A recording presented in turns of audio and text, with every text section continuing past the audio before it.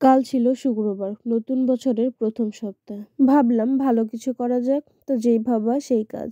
বেশ কিছুদিন আগে বাড়িতে মুরগি নিয়ে এসেছিলাম, আর সেই মুরগির ছাল ছিলকা, হাড়হাড্ডি আর কিছু মাংস রেখেছিলাম কুকুরদের রান্না করে খাওয়াবো সেই জন্য। তো সেইগুলোই বের করে ভিজিয়ে দিয়েছি, আর কিছু চাল নিয়েছি, মোটে 1 কিলো চাল নিয়েছি।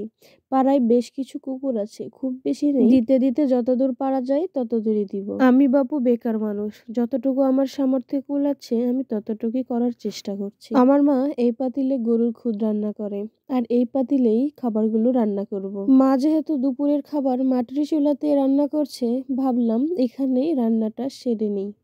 রান্না প্রায় শেষের দিকে, একদিকে রান্না হচ্ছে আর একদিকে ফাঁকা, সেই জন্যই ফাঁকা দিকে আমি রান্নাটা তুলে দিলাম।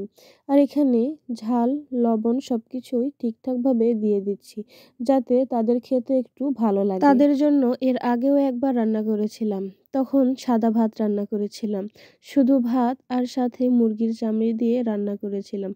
কিন্তু কেউ খেয়েছিল, আবার কেউ খায়নি, সেই জন্য এবার খিচুড়ি রান্না করছি। প্রায় প্রতিদিনই বাড়িতে 4 থেকে 5 জন আসে খাওয়ার জন্য, তাদেরকে নিজের খাবার থেকেই দেওয়া হয়। তাই ভেবেছি শুক্রবার একটা ভালো দিন, আর এই দিনে 4 থেকে 5 জন না, অনেককেই খাওয়াবো। তেমন কিছু না, শুধু একটু মানসিক শান্তি। তারা যখন এসে বাড়ির সামনে ধর্না ধরে বসে থাকে শুধুমাত্র এক মুঠ খাওয়ার জন্য, যদি খেতে দিতে পারি তখন অনেক শান্তি লাগে। আর কয়েকজন তো আছে একদম পিছু লাগা, সেই দোকান থেকে একদম বাড়ি পর্যন্ত পিছু পিছু চলে আসে।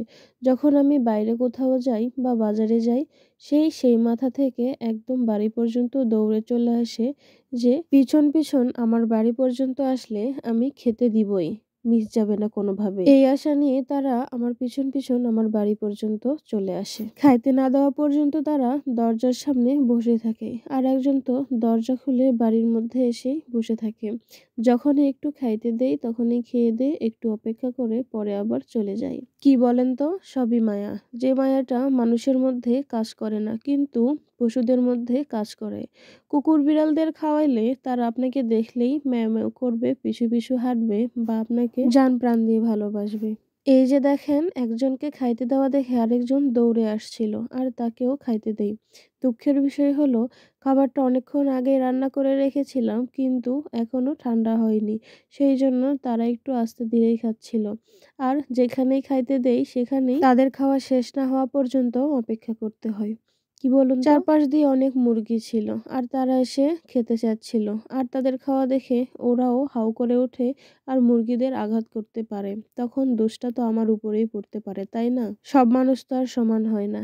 এদেরকে খাইতে দিচ্ছিলাম জন্য এখানে যতক্ষণ আমি বালতি নিয়ে ঘুরছি আর এদেরকে খাইতে দিয়েছি, ততক্ষণই কেউ না কেউ কিছু না কিছু প্রশ্ন করেই চলেছে। সবাইকে উত্তর দিতে দিতে এক পর্যায়ে আমার অনেক রাগ উঠে যায়, কিন্তু কিছুই বলতে পারি না। কি আর করার, সবাই তো আর এক হয় না। এক একজন এক একভাবে প্রশ্ন করছিল। সবাই বলছিল বিষ দেওয়া আছে নাকি, কি জন্য দিচ্ছি ওদেরকে খাবার, ওদেরকে খাবার দেওয়ার কি দরকার ছিল। ভাইরে ভাই, নানান কথা শুনতে হয়েছে।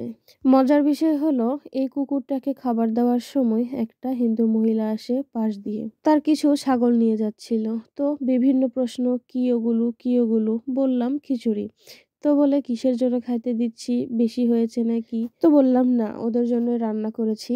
খুব রাগ উঠছিল, তবুও ঠান্ডা মাথায় ওনাকে উত্তরটা দিয়ে দেয়। তবুও উনি বলছিল কি, যদি বেশি হয়ে যায় তাহলে আমার ছাগলকে খাওয়াও, আমার ছাগলগুলোকে দিয়ে দাও।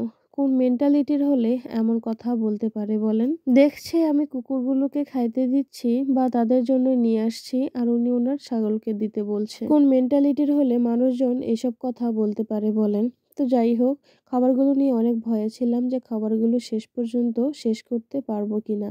তো না, শেষ পর্যন্ত ভালোভাবে শেষ করতে পেরেছি, আর অনেককেই খাইতে দিতে পেরেছি। সবাই ভালো থাকবেন, আজ এই পর্যন্ত। আসসালামু আলাইকুম।